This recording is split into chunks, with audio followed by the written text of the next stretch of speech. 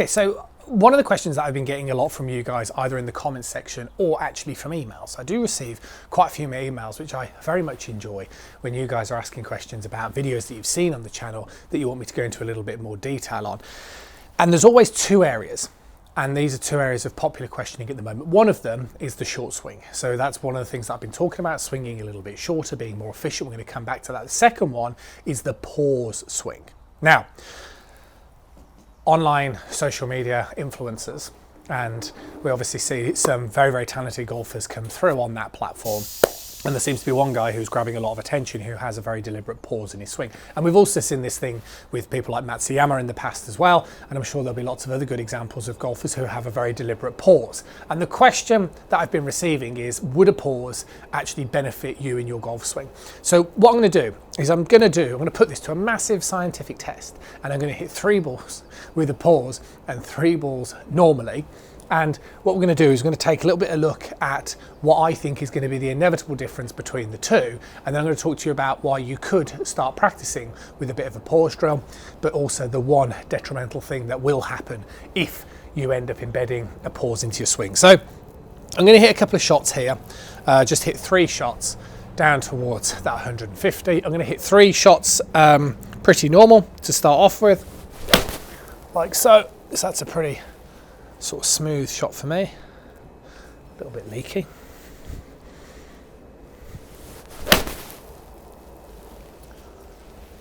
Okay, hit 1 more here.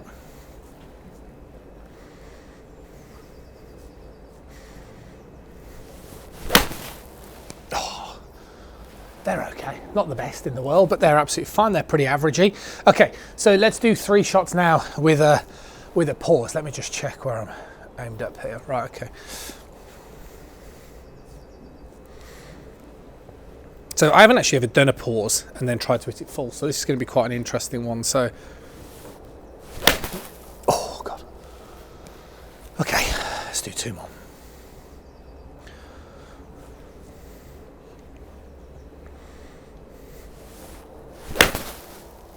Oh. 1 more.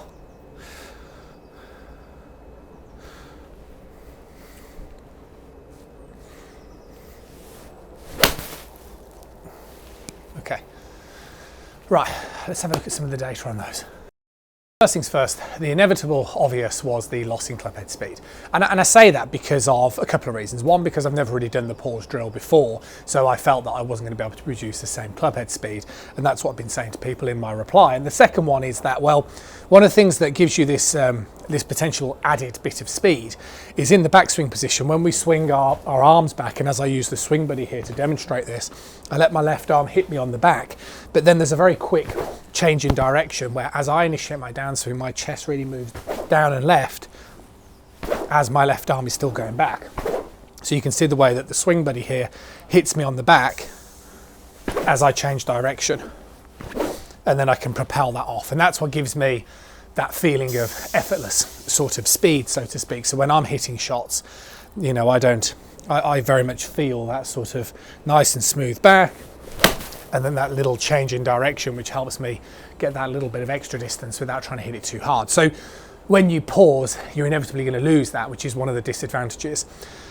One of the things that I would say is that as a drill, pausing is something that I'll use a lot with students, and the reason for that is because I think it helps students sort of reconcile the position that they're in. So if I'm working with somebody in a first move or a top of the backswing, I will often ask them to pause and then try and hit the shots from there. Where you could really benefit from introducing a pause is that. So one way is by practicing the positions that you're working on in the backswing. That will help you out a ton.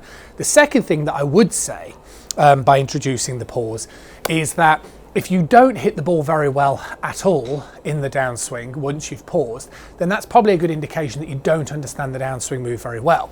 And really there's 2 key movements that you're looking to introduce. The first one is to move the chest down. The second one is to straighten the arm. So if I sort of do that, so I pause here, and then you can see as I start the downswing, I move my chest as I straighten my arm. And it's the blend of both of those movements that gives me that ability to still hit the ball. So Is a pause drill a good thing? I would say I wouldn't advocate it for a full swing permanent change, because I think it's just going to lose clubhead speed, and that's not something most amateurs have an abundance to sacrifice in the first place. The second thing is, it's a good drill to practice. I think that could work well for you, particularly if you don't quite understand the downswing sequence. That's where it has its positives. But overall, would I suggest you start introducing the pause drill? Well, it's your decision, it's your golf swing, but it's not something I'd be teaching. I'll see you guys again really soon.